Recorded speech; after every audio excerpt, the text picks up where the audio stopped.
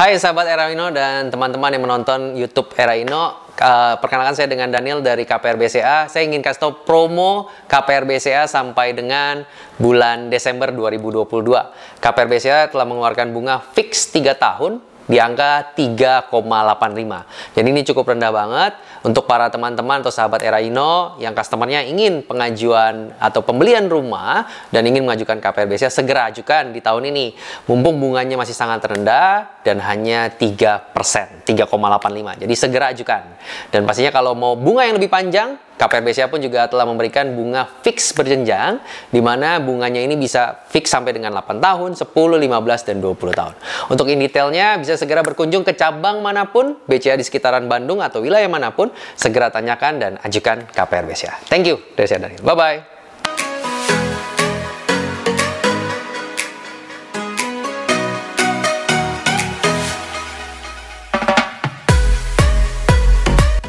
Hai, halo Sobat Era Ino, sobat-sobat teman-teman semua dimanapun berada, bertemu lagi dengan Lucia dari Era Ino.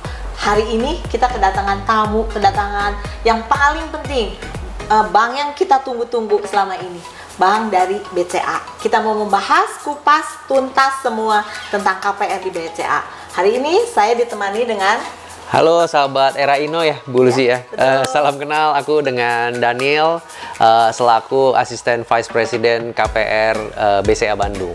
Oh iya, oke. Jadi Pak Daniel tuh menangani seluruh BCA di Bandung ya, berarti ya? Iya, tapi untuk produk KPR-nya ya. Untuk produk KPR-nya. Untuk produk KPR-nya saja. Jadi kalau di kami ini spesialis untuk menghandle KPR. Kalau bicara cabang di BCA banyak tuh Bu, karena ada ngurusin produk lain. Tapi kalau saya dengan tim itu hanya fokus untuk produk KPR. Oke. Tapi kalau misalnya kita mau pengajuannya ke cabang, itu masih bisa ya? Bisa. Cuman semuanya nanti difokuskan ke pusat ya? Betul. Pusatnya yang ada di BCA Soekarno-Hatta. Soekarno-Hatta itu KPR pusatnya di sana ya? Betul. Tepatnya ada di depan stasiun Leuwi Panjang. Betul. Jadi mau ngajuin lewat cabang manapun, kita bicara Bandung ya? Iya, Bandung. Bicara Bandung, wilayah Bandung, BCA manapun, cabang manapun, boleh ngajuin di sana. Tapi nanti secara in proses, mereka akan bermuaranya ke tempat kami yang ada di BCA Soekarno-Hatta. Karena proses analisanya semuanya ada di sana. Betul. Teman-teman, sobat-sobat jangan takut. Ke cabang manapun tetap kita bisa mengajukan. Akhirnya memang dari Pak Daniel sendiri nanti dari pusatnya akan memproses. Yes. Nah, berarti keputusan SPK-nya juga dari pusat dari Bandung atau harus ke Jakarta nih? Oh, oke. Kalau bicara surat keputusan, kalau kita produk KPR BCA itu tergantung Bu. Tergantung dari limit-limit. Limit si pengaju, apakah limit pengajunya di wilayah Bandung atau Jakarta. Tapi untuk para sobat dari Era Ino ya, atau teman-teman dari Era Ino, nggak usah pusing masalah itu. Intinya tinggal proses. Kalau secara proses approval semuanya biar kami yang ini mengurus saja. Betul. Memang kita juga sebetulnya nggak pengen tahu sih pusat atau daerah. Cuman kan kalau keputusan dari otoritas yang Bandung, pengalaman saya itu lebih cepat daripada kita harus ke Jakarta gitu. Tapi kan berarti kan sekarang tergantung dari nilai yang diajukan. Betul. Jenis properti gitu. Ya. Boleh tahu nggak tuh nilai yang diajukan sampai sebatas limit mana yang ditangani oleh Bandung? Dan jenis properti apa yang ditangani oleh Bandung gitu? Otoritasnya ada di Bandung gitu. Oke, kita bicara mengenai properti, jenis propertinya dulu ya. Boleh. Sebenarnya kami tidak membagi-bagikan properti mana nih harus di kota mana, di Jakarta atau di Bandung. Kalau selama jenisnya adalah rumah. Boleh saya cut? Boleh. Nah, maksud saya bukan jenis propertinya di kota mana. Jenis propertinya misalnya apartemen, rumah, gudang. Nah, misalnya pabrik. Nah, itu ditanganin harus ke pusat gitu. Kalau misalnya atau dengan limit misalnya pabrik masih oke sih, cuman dengan limit pabrik misalnya cuman di bawah 20 M masih ditanganin Bandung. Kalau misalnya lebih dari segitu langsung ke pusat. Itu sih yang lebih kita pengen infonya. Kalau bicara produk KPR ya Bu ya, mungkin sedikit masuk dalam ranah education mengenai perbankan. Di kami itu ada jenis 2 kriteria, funding dan lending. Funding mencari dana, lending. Lending ini pun juga, kalau KPR ini masuk ke lending. Kita yang memberikan kredit. Dalam lending ini pun ada dibagi lagi nih, kredit produktif dengan kredit konsumtif. Produktif adalah kredit yang memberikan income buat si pengaju kredit. Konsumtif adalah kredit-kredit yang diajukan untuk kebutuhan konsumtif. KPR ini masuk di mana nih? KPR ini masuk di kredit konsumtif. Nah, tadi bicara lagi mengenai produknya ya, jaminannya. Tadi kan menyangkut mengenai kalau gudang nih Jakarta kah, atau Bandung kah, atau apartemen, ruko. Nah, tadi yang saya maksud adalah kalau bicara produknya, kalau secara KPR dimanapun dia, kita hanya bisa rumah, ruko, apartemen, kafling. Kafling pun ini case by case. Tapi dimanapun dia ngajukan di wilayah Bandung itu bisa. Jadi otoritas Bandung ya berarti. Betul, betul. Tapi kalau bicara tadi ada disinggung mengenai gudang, gudang ini kan sifatnya produktif. Nah, jadi kalau orang mau mengajukan kredit untuk pembelian gudang ini kan nanti buat penyimpanan barang, di mana barang-barang ini sifatnya akan dijual lagi yang sifatnya ada produktif lah. Nah, ini kreditnya nggak ke KPR, Bu. Oh, modal kerja ya? Modal kerja di saya? Di Bandung otoritasnya modal kerja otoritas Bandung juga nggak ya? Sama. Otoritas Bandung. Ya, jadi di kami ini kalau bicara BCA, secara prosesnya sebenarnya dimanapun bisa. Jadi bukan berarti kalau mau ngaju gudang semua harus ke Jakarta, enggak. Tapi yang membedakan tadi adalah wilayah ini adalah limit kreditnya. Nah, oke. Secara produknya semua bisa di kota mana-mana pun tuh bisa. Tapi nanti kalau misalkan limitnya misalkan di sekian M harus ke Jakarta, pemutusnya harus ke Jakarta. Jakarta ya. Tapi sekarang mah kalau bicara, tadi kan ada sempat Ibu mention mengenai proses ya. Kalau mungkin kalau ke Jakarta, kalau Bandung cepat, kalau sampai Jakarta mungkin akan memakan lebih lama. Betul. Kami ini kalau BCA kita ini bank yang mungkin saat ini bukan mungkin lah, harusnya sudah diakui proses digitalnya itu sudah cukup diakui di Indonesia. Kita perkembangan untuk digitalnya itu sangat pesat. Jadi walaupun proses approvalnya sampai Jakarta, harusnya tidak akan beda terlalu lama dengan proses yang kita lakukan di wilayah Bandung. Karena semuanya sudah digital bersifatnya, soft copy, by email dan kawan-kawan, dan semua by system. By system ya, jadi lebih cepat ya. Betul. Perbedaannya nggak sampai berminggu-minggu lah enggak. 2-3 hari mungkin gitu. Iya. Mungkin harian pun enggak, karena kecuali yang memang limitnya besar sekali ya Bu ya. Sampai harus kredit komitenya mesti sampai dewan direksi dan kawan-kawan. Itu mungkin butuh waktu. Karena sampai level tertinggi kan. Tapi kalau kreditnya misalkan standar di 10-20 M, itu mungkin masih level-level kantor pimpinan di pusat, itu cepat kok kita. Tidak beda jauh dengan proses yang kita lakukan di Bandung. Betul. Berarti tadi ada kata 10-20 M, kita udah ke Jakarta ya berarti ya? Yes. Berarti di bawah 10 M nih, pemutusnya Bandung ya? Tapi memang sih balik lagi tergantung limit. Karena saya nggak bisa mengeneralisir 10 M ke bawah harus ke Bandung bisa mutusin 10 M ke atas itu. Karena itu balik lagi sih Bu, tergantung kondisi si pengaju, si jaminan. Karena banyak faktor. Yang mungkin agak sulit saya jelaskan di sini. Case by case. Yes. Nah, tadi kita bicara tuh dengan pengajuan gitu kan ya. Nah, syarat-syarat apa sih yang untuk pengajuan seorang debitur untuk mengajukan KPR dari BCA tuh syaratnya apa aja?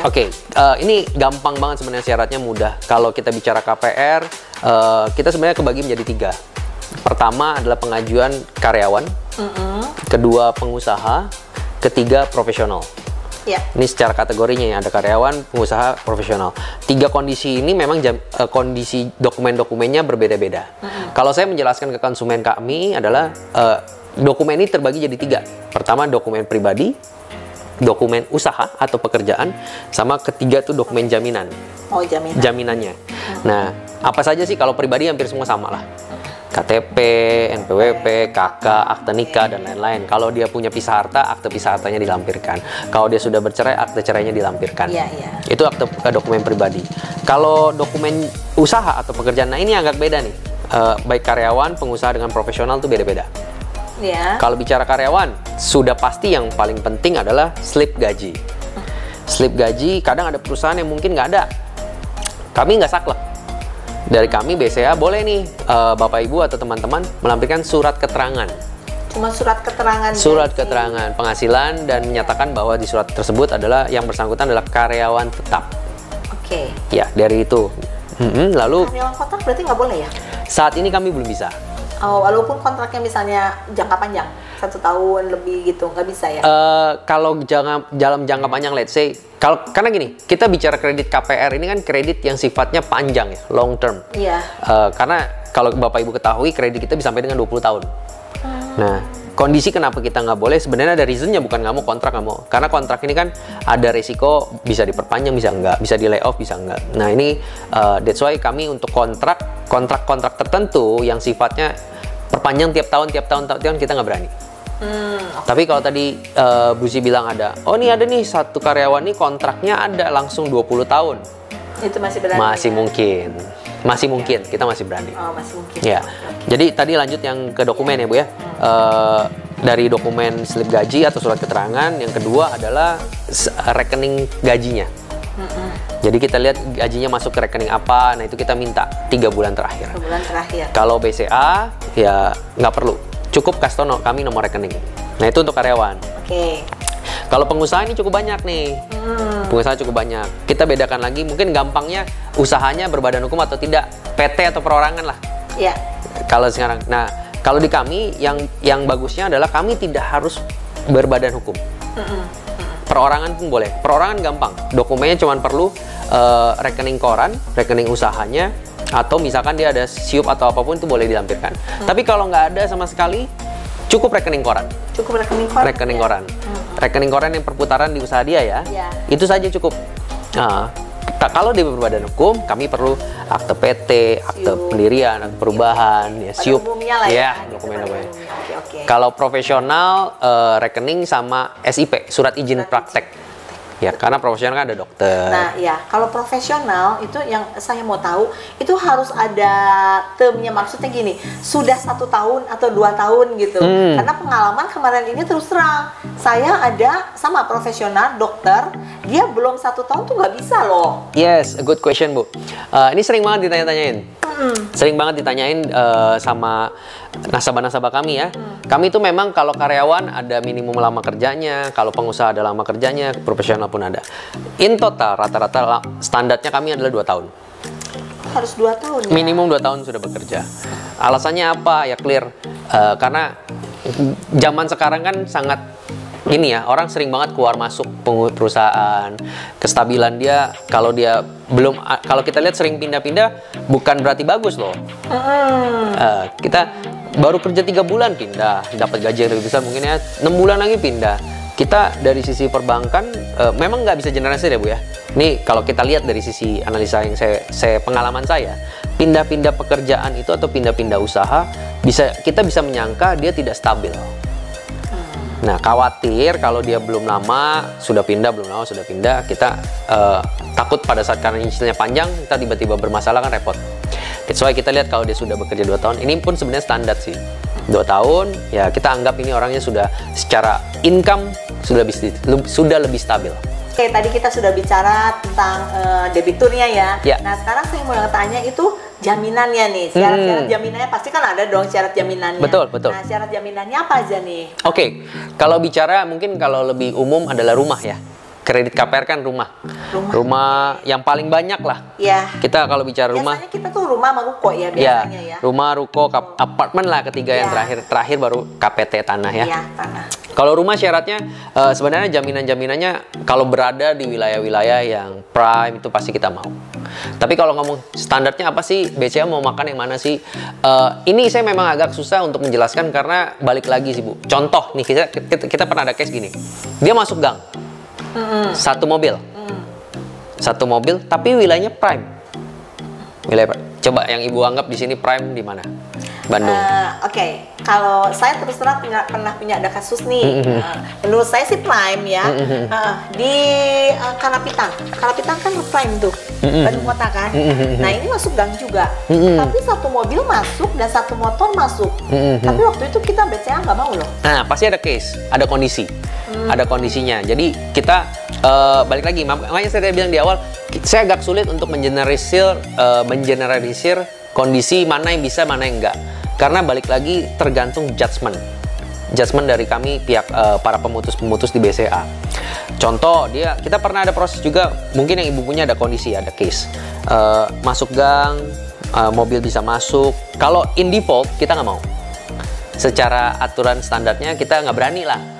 Karena kan gini, kalau kita dalam unsur pemberian kredit, kita harus ada unsur resikonya.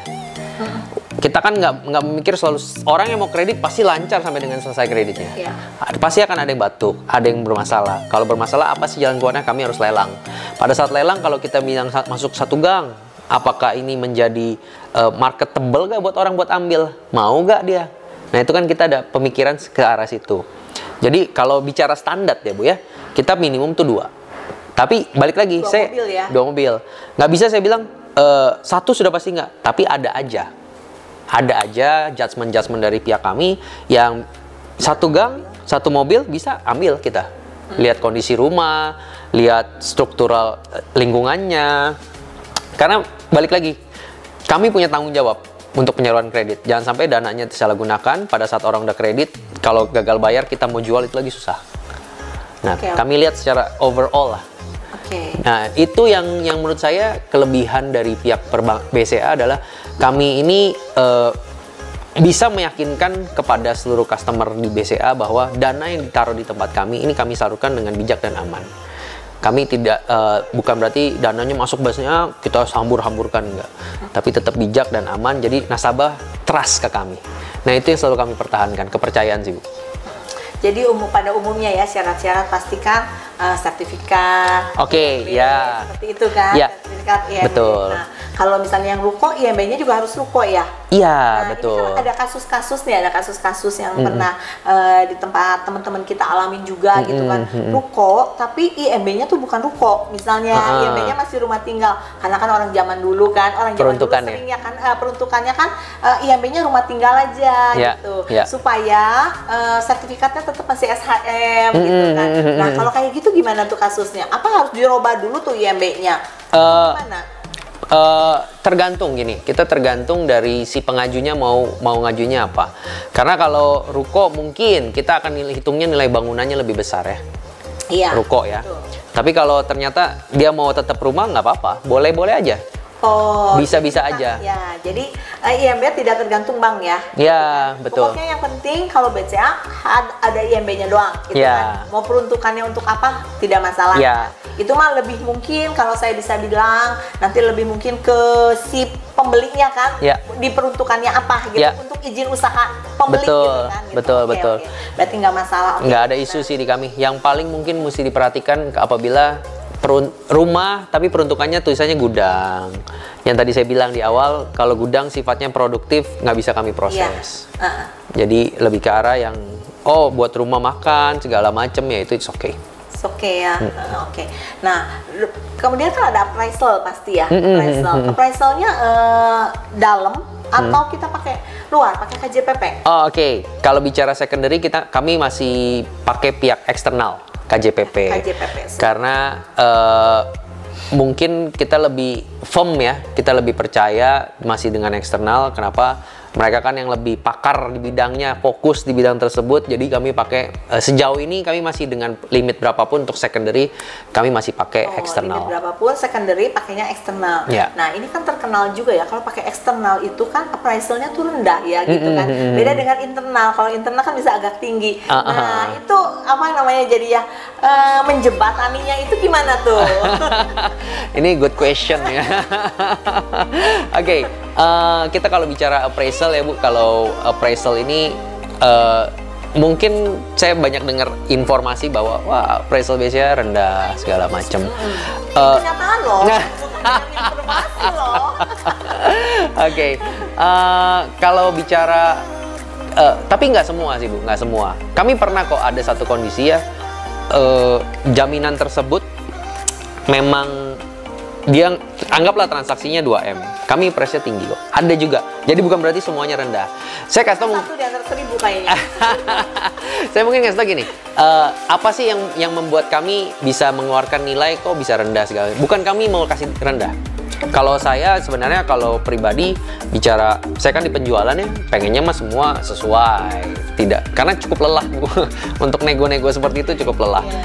Tapi kalau bicara secara nilai kenapa rendah, kami sebenarnya bukan kami yang mau, tapi pihak KJPP menilainya seperti itu. Betul. Tapi kan tadi pertanyaan saya, bagaimana menjembatani ini loh? Ya, biasanya kami gini, pada saat ada nilai yang tidak sesuai, kami kan di BCA ini pada saat mendapatkan nilai dari pihak KJPP, kami nggak langsung telan. Kami nggak langsung telan. Kami itu kan perjalanan kredit kami kan sudah cukup panjang. Kami ada database, Bu. Kami akan lihat nih berdasarkan database ini, anggap tahun kemarin dengan jaminan dengan lingkungan sekitar sama nih nilainya 10 juta. Tahun misalkan sudah berjalan 3 tahun ke depan kok sekarang kok cuma naik cuma 200.000 ya jadi 10 juta 200. Nah, kami yang akan adjust. Kita akan nego ke pihak KJPP, Pak Bud, ini dari database kami 10 juta. Tapi kok yang ini cuma 10,2? Mungkin bisa di-adjust nih. Kami gini, kami ini pada saat kami pengajuan dapat nih misalkan 10 juta. Dia mau anggap normalnya 12 juta. Nah, habis itu ya sudah. Kami akan adjust, ngobrol supaya mereka dinaikkan. Balik lagi, tetap nilainya harus dari mereka, Bu. Kami nggak punya wewenang, oh udah 10 juta nih. Yang ini normalnya harusnya 12 juta. Kami coret jadi 12 juta, nggak boleh. Tetap KJPP-nya ya. Tetap. Cuman ada pengajuan dari pihak internal BCA. Ya, gitu. Kami yang coba untuk push supaya banding. Iya, naik banding. Oke. Pertanyaan lagi nih ya. Yes. Kenapa BCA tuh nggak bisa take over jual beli? Oh, aduh. Ini pertanyaan saya diundang sini cukup berat pertanyaan-pertanyaan. Biasa sih umum. Itu pertanyaan dari nasabah-nasabah saya. Oke. Oke, kalau bicara take over jual beli, memang kami belum bisa saat ini. Kenapa sih? Karena resikonya cukup tinggi, Bu. Kenapa saya bisa bicara cukup tinggi? Karena gini, take over jual beli ya, kita ibaratkan lah ibu punya kredit, punya rumah. Iya. Punya rumah, saya mau beli. Saya pengen beli, kredit ibu dulunya, bukan dulunya, sedang berjalan di anggaplah Bank A ya. Bank A, anggap Bank A. Saya mau beli rumah ibu, tapi saya mau pakai KPR BCA.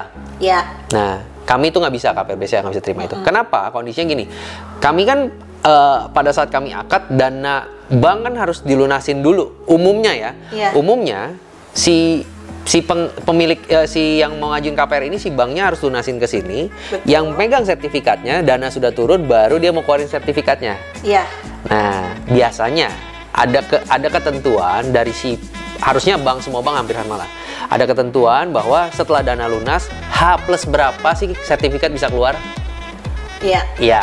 Tapi umumnya pada saat bersamaan juga loh biasanya. Nah, kalau nggak paling sore, pagi lunasin, sore keluar. Betul, betul. Memang, tapi ada beberapa, emang kebijakan setiap bank mungkin bisa beda-beda. Iya, ngerti. Kalau di hari yang sama, sebenarnya gini, kami sudah keluarkan, pada saat keluarkan kan ada proses untuk pemasangan HT, Bu. Iya. Ya, ada proses pemasangan HT. Sebenarnya sebelum masang HT pun sertifikat ini kan mesti dibawa jalan dulu oleh orang tersebut ke pihak notaris. Iya, dari notaris diroya dulu. Setelah roya baru ke BPN untuk dipasangin HT, didaftarkan HT-nya.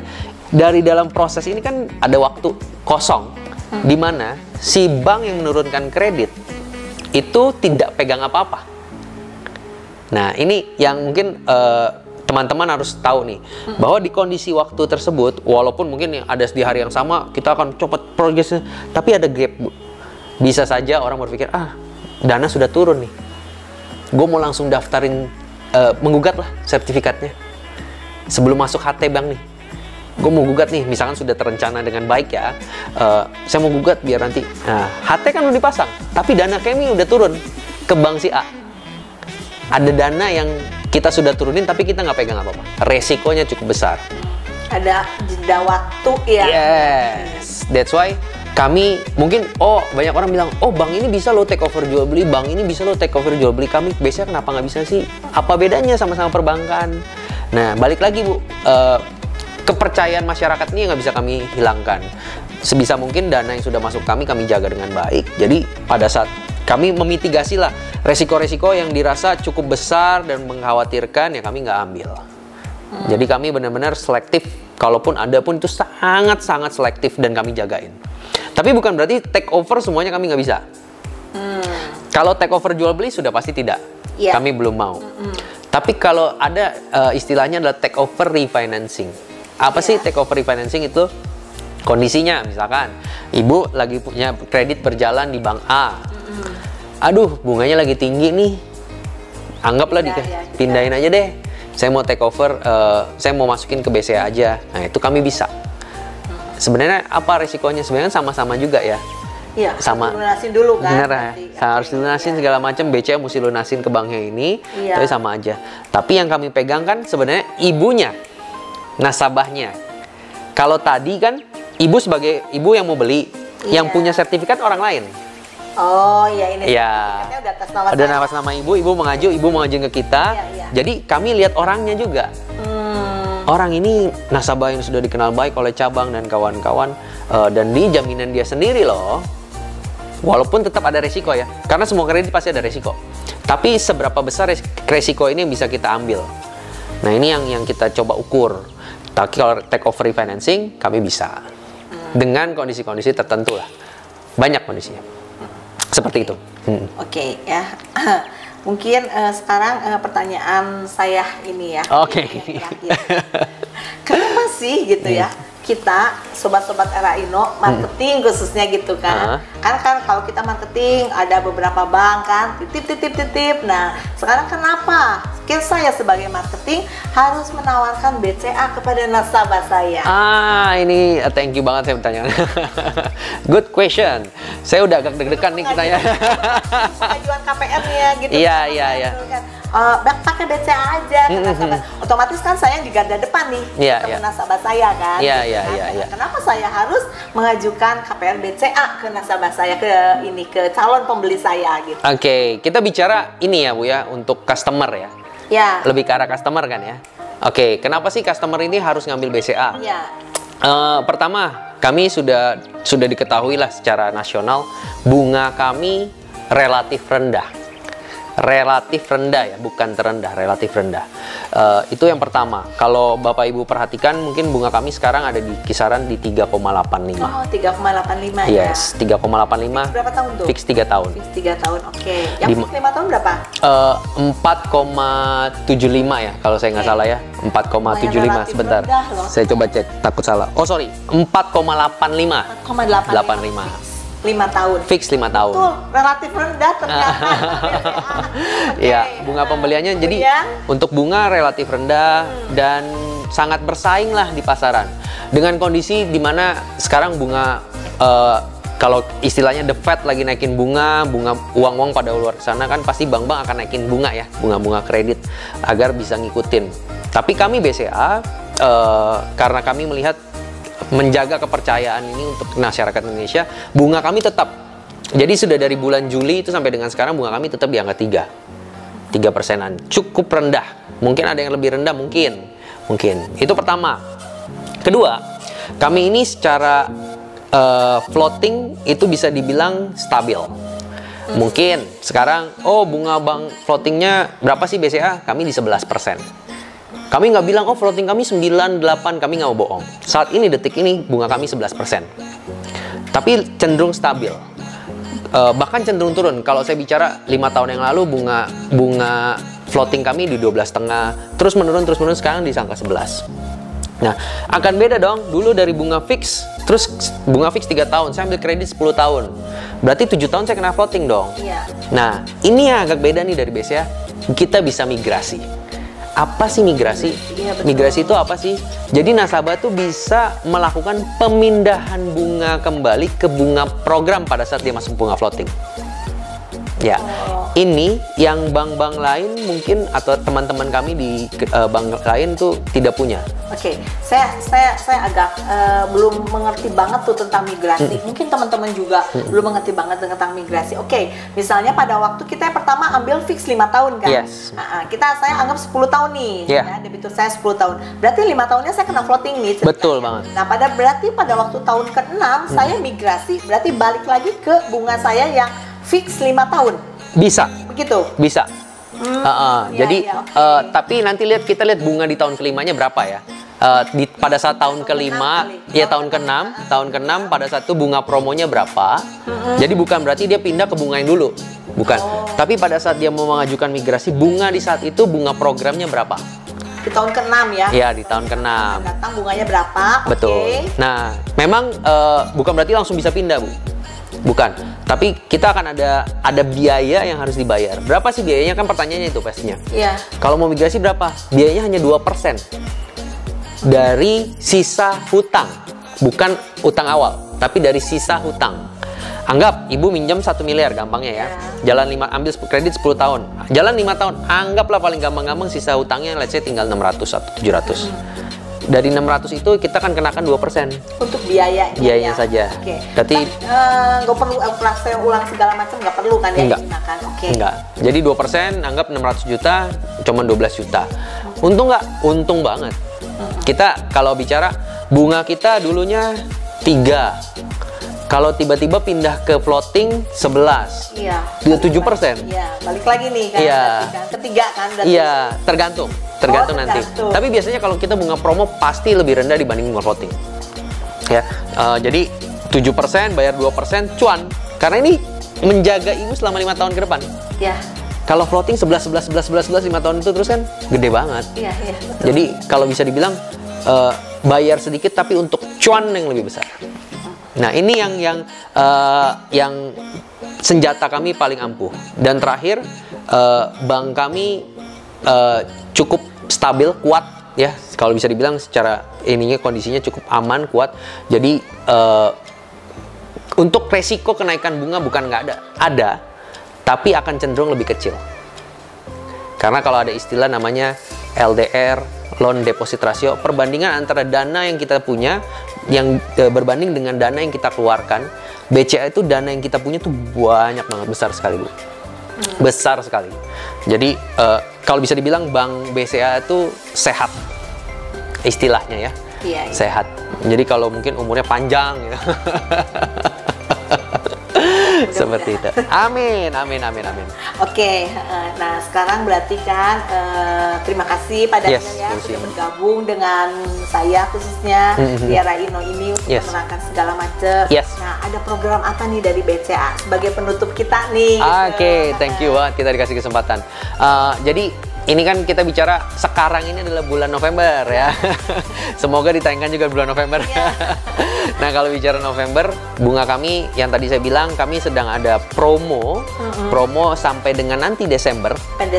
Desember adalah 3,85 fix 3. Ya, sama tadi 4,85 ya, di fix 5 tahun. Gitu. Yang cukup terbaru Bu, terbaru kami adalah ada namanya fix berjenjang. Nah, apa itu? Nah, ini promo yang bunga kita yang baru kita luncurkan tahun ini.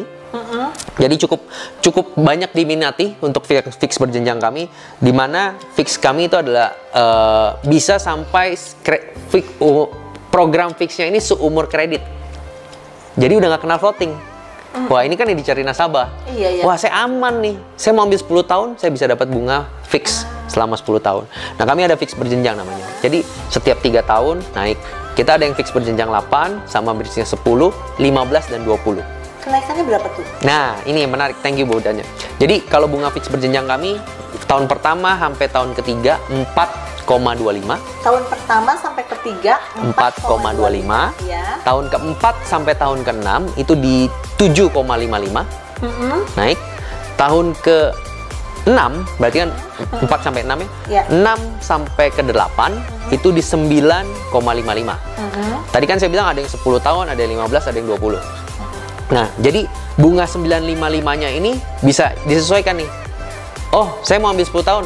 Ya udah berarti 425, 755, 955 sampai selesai. Iya. Sampai selesai. Saya mau ambil 15 tahun. 955 19. Nah, 20 tahun berarti juga sama ya, 95-nya sampai selesai. Yes. Okay. Jadi yang akhirnya ini akan kita tarik panjang. Iya. Nah, kalau kita fleksibel nih bisa milih. Oh, kalau saya mikir, saya lebih aman yang migrasi dong, lebih enak. Boleh. Gitu pun boleh. Pilihan. Jadi yang kalau tergantung nasabah ya. Betul, tergantung kebutuhan. Kalau dirasa udahlah saya nggak mau pusing, saya nggak mau bayar 2% lagi. Saya mau tidur tenang, saya udah tahu cicilan saya berapa sampai dengan kredit selesai. Silakan ambil kita yang fix berjenjang. Oke. Dan ini cukup banyak diminati untuk segmen market orang yang mungkin penghasilannya tetap. Iya. Penghasilannya tetap. Yang cenderung udah tahu nih tiap setahun naik berapa persen, tiap tahun naik berapa persen. Jadi itu yang program terbaru dari BCA. Yes, fix berjenjang. Ya, fix berjenjang. Jadi program yang ini cuma sampai Desember ya. Desember itu dalam arti kata kita memasukkan aplikasinya ya di Desember, 31 Desember. Betul. Ya, jadi di approvalnya nanti misalnya gitu, bulan Februari atau bulan Maret tetap ikut mengacu kepada di akhir Desember bunganya itu kan ya. Iya, tapi kita memang ada batas akad kreditnya ya Bu ya. Iya. Ada batas atas kreditnya. 1 bulan ya? 31 Januari. Oh, 31 Januari ya, 1 bulan kan? Yes. Oke. Jadi kalau sudah lewat itu harus disesuaikan lagi. Iya, oke. Terima kasih banyak Pak Daniel yang sudah datang dari BCA, menemani saya, menemani sobat-sobat Era Ino, menemani teman-teman semua untuk berbincang-bincang tentang KPR di BCA ini. Apalagi yang ditunggu. Yuk, nasabah-nasabah baru, teman-teman yang sedang mencari properti, yang sedang kebingungan, gimana caranya nih? Dananya terbatas, pengajuan ke KPR BCA. Saya sebagai marketing siap membantu, terlebih lagi Pak Daniel. Pasti lebih siap membantu. Terima kasih teman-teman sudah menonton YouTube di Era Ino ini. Silahkan subscribe, like, dan komen. Pertanyaan apapun akan kami jawab, terutama akan Pak Daniel jawab. Terima kasih, sampai jumpa lagi. Bye. Thank you. Sukses bersama